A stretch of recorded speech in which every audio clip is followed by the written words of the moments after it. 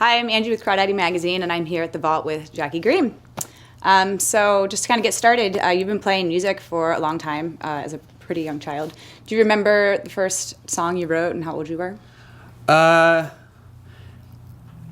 do. I don't remember what it was called, but I used to write it, a lot of, I guess, like little tunes and stuff on the piano. And I was probably like 10 or 11, and I had this song about roasting marshmallows on a campfire. Nice. You know, and do you consider piano your primary instrument now? I don't. Not really. I don't really have a. I don't think I really have a primary instrument. I like piano, guitar. I actually really like stuff that I don't play. I like to play the drums. And you play the mandolin too, right? The mandolin, yeah. That's because I'm not very good at the mandolin, so I like to play it. Mm-hmm. You know. And then you were, essentially discovered by the local Sacramento label Dig. Mm-hmm. Can you tell me a little bit about that process, how they discovered your music? Well, it was my manager, Marty, who's been my manager for over a decade now. I started playing open mic nights and coffee shops and whatnot. And we had a mutual friend named Sal Valentino, who was in a group called the Beau Brummels back in the 60s. And he told Marty to come and to watch me play, and he did. And we sort of started as just like a friendship. It moved into me actually moving into his house when I didn't have a place to live. That's a close friendship. Which is like the best thing a manager can do. Really, is like, oh man, you need a place to live. You can crash on my couch. That's like really what a manager is for. Right.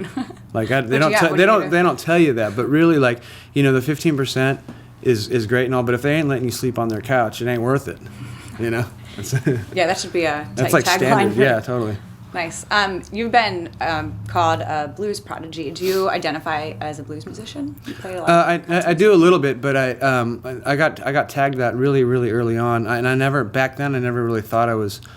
I guess I really love blues music. I really do. And I got that tag came about pretty strongly because I got to go on tour with like Buddy Guy and B.B. King and Taj Mahal and all these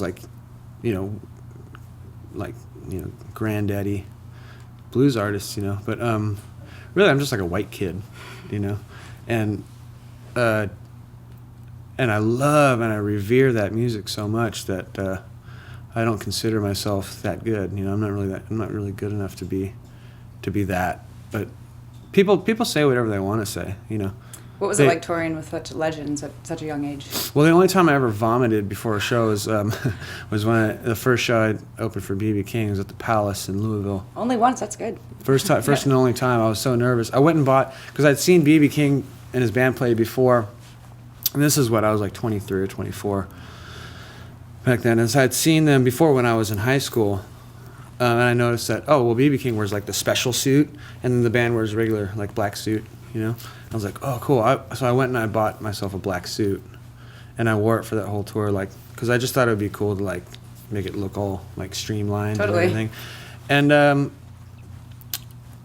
so that's how seriously I took that, and that's the only time I've ever done that. Mm-hmm. Otherwise I'll just wear jeans and whatever, but. So that whole period, right, huh? Looking pretty dapper right now. Oh well, thank you. I have some mustard on these jeans. I don't think it'll show up on the camera, but I had I had my lunch before I came here, and I never get napkins. It's just I use my shirt and whatever. It's like, It's rock and roll. It's called being a guy.